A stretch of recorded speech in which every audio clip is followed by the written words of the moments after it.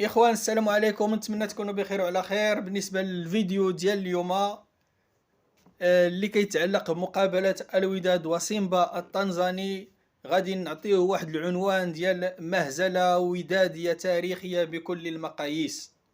أراد من أراد أو كره من كره، نعم إنها مهزلة تاريخية كبيرة بكل المقاييس.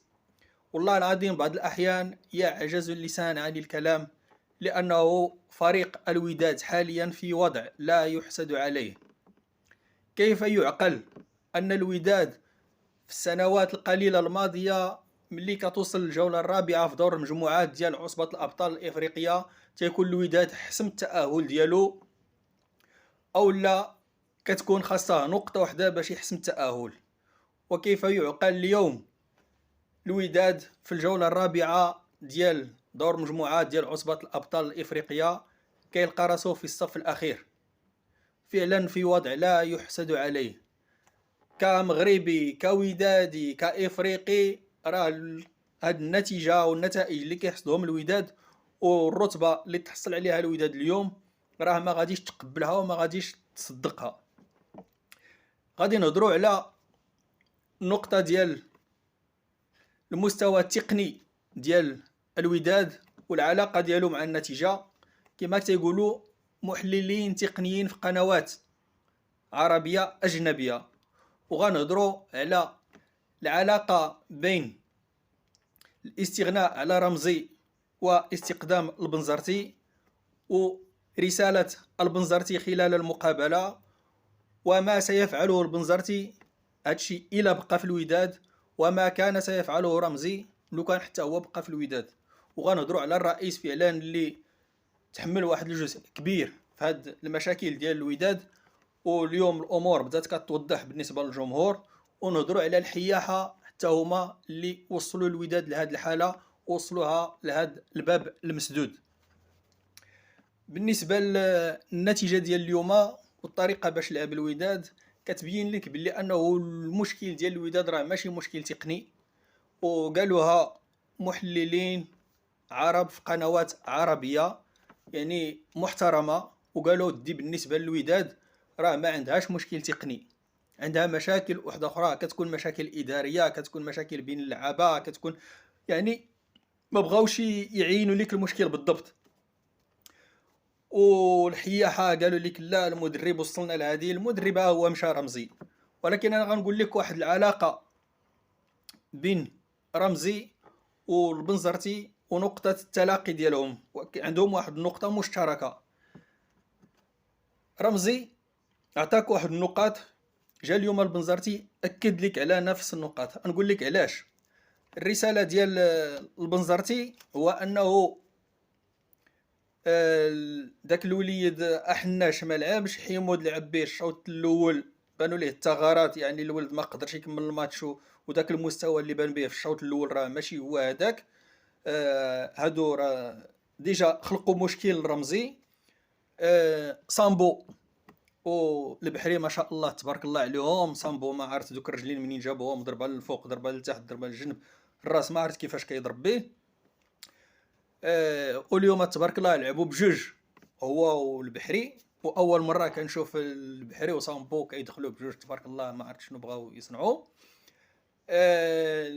الاجنحه خاصه في الشوط الثاني، ونجم مشلول ما عرفت شنو بغا يصنع داك ونجم تبارك الله. عطيوني كره وحده دارها ونجم مزيانه، ولا باس واحد دارو مزيان، ولا تخريجه وحده جاوه كواري بزاف. ونجم يضربها بالمدافع، ونجم يعطيها للحارس، ونظم الزاويه، ونجم الشرط. هادشي اللي سمعنا على ونجم وكيطيح داك الطيحان ديالو داكشي. اجمع راسك اوليدي وسير تريني على راسك وخدم على راسك وما تبقاش طيح.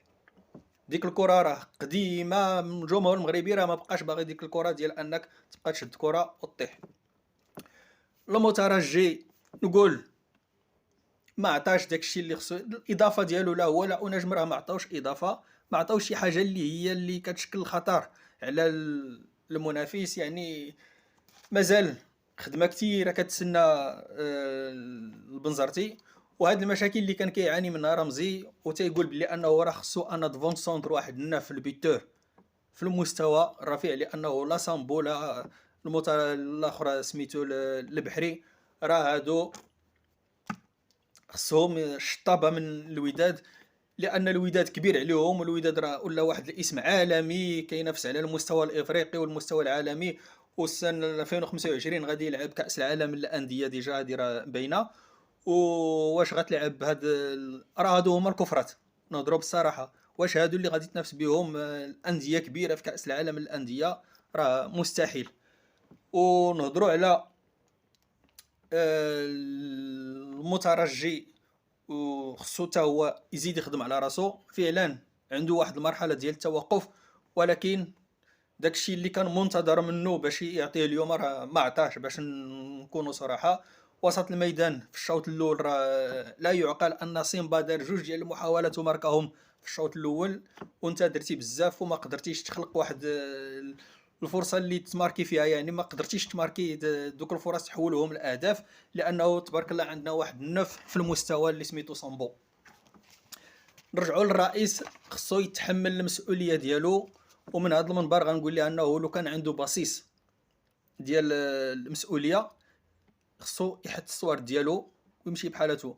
ولكن الا غادي يجي رئيس اخر يخدم بنفس الطريقه، يدير كلشي بوحدو، يخدم الانتدابات بوحدو، يخلص الدراري هو ويدير كلشي بلا ما يجيش، اللهم يخلي هذا النيت بعدا كاين حتى تجي واحد الاداره اللي واحد الرئيس اللي عنده ان بروجي ويحطوه، يجيب الاداره التقنيه ويجيب الناس مسؤولين اللي يخدموا معاه ويتعاونوا معاه، والوداد يكون مؤسسه ما يكونش واحد الشخص. الا غادي يجي الرئيس ويخدم بنفس الطريقه، اللهم يبقى سعيد النصيري الى واحد الاجل غير مسمى. جو سي با واش يزيد عامين، يزيد 3 سنين، يزيد عام، واخا هو تيقول انا غادي نمشي وهادي وهادي، ولكن ما بغيش نخلي الفريق في واحد المستوى اللي هو ديجا المستوى راه لا اله الا الله محمد رسول الله. جو سي با اللعابه واش غادي يستافقوا من هاد الصدمه هادي، واش مازال عندهم ما يعطي ولا ما كاينش؟ لا اله الا الله محمد رسول الله.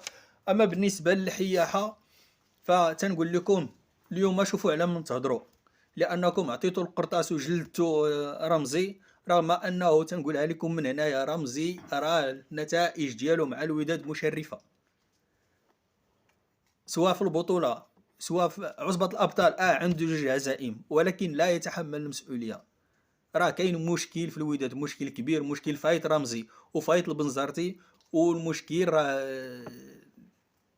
الانسان خصو يخدم عقلو باش يدير الصبع ديالو على الداء، كنقولوا يدير الصبع على الجرح. فوالا اللحياحه ما تبقى. من غتهضروا دابا دابا غتهضروا على الرئيس، غيمشي غادي تزاد المشاكل ديال الوداد. الا مشى الرئيس حاليا راه غادي تزاد المشاكل. البنزرتي نقولها لكم من هنايا غيضرب معاك واحد الشهر ولا هادي غادي يمشي بحالته، لانه اصلا البنزرتي عنده دي زوبجيكتيف ديالو الشخصيه علاش جا الوداد، حقق دوك لوبجيكتيف ديالو راه حققو. خدا واحد الجزء كبير من الفلوس اللي كيتسالوا للوداد، غادي يكمل فلوسو غادي يمشي بحالته. الا طول معاك البنزرتي غادي يضرب شهر ولا شهرين راه غادي يمشي بحالته، ما غاديش. وخصك مدرب ثالث، واش غادي ينجح واش ما غاديش ينجح، غير خصك مدرب رابع. فهمتيني؟ ها انت وليتي في دوك المشاكل وفي نفس داكشي ديال السنه الفارطه. ورغم ذلك الوداد كيبقى فريق كبير، ودازوا عليه 4 ديال المدربين السنه الفارطه، وصل النهائي ديال عصبه الابطال وتحسب في تاريخ النادي. وهاد السنه هادي ما قدرش يفوت الدور الاول، ورغم ان الحظوظ ديال الوداد راه مازالت قائمه الى يومنا هذا. انتصر في 2 المقابلات ديالو، وسيمبا ينهزم في مقابله واحده. راه الوداد يقدر يفوت ان شاء الله، ولكن الى ذلك الحين نتمنوا الخير للوداد. نتمنوا الناس اللي يجيو يخدموا الوداد يكونوا الناس عندهم واحد الكفاءه، لان الوداد سميتو كبيره. كيمثل المغرب في المحافل الدوليه الافريقيه او الدوليه الكبيره، وديما كيعليو الرايه الوطنيه. واللعابه اللي غيجيو للوداد حتى هما خص يكون عندهم واحد المستوى كبير، سواء تقنيا بدنيا، لانه كتشوف اللعابه راه ما يمكنش اللاعب ديال الوداد كينافس على عصبة الأبطال الإفريقية وغيلعب واحد محافل دولية بداك المستوى، راه لا يُعقل ولا يتقبلها المنطق ولا يتقبلها محبي الوداد المغاربة كاملين من شمال لجنوب. دابا راه ولاو كيبغيو الوداد ومن الشرق إلى الغرب. يعني دابا الكرة راه ولا كلشي كيعرف، ولا كلشي كيفهم، كيشوف اللعاب، كيشوف واش جاهز بدنيا ولا ماشي جاهز. كاينين شي لعابة ما جاهزين لا ذهنيا لا بدنيا، كاينين لعابة طلعت ليهم الوداد في الراس بغاو يمشيو بحالهم، كاينين لعابة ماشي في النيفو ديال الوداد. هادشي ما خصوش يتخبى، ونتمنى ان شاء الله يكون الخير. يجي واحد يجي الميركاتو يدار واحد الكراته كبيره للوداد، حيت كاين اللي تيقول خاصهم غير النوف والعشرة. راه الوداد خصها بزاف، خصها بزاف، وخصها تغيير العقلية، وخصها بزاف. إلى ذلك الحين أقول لكم إلى اللقاء.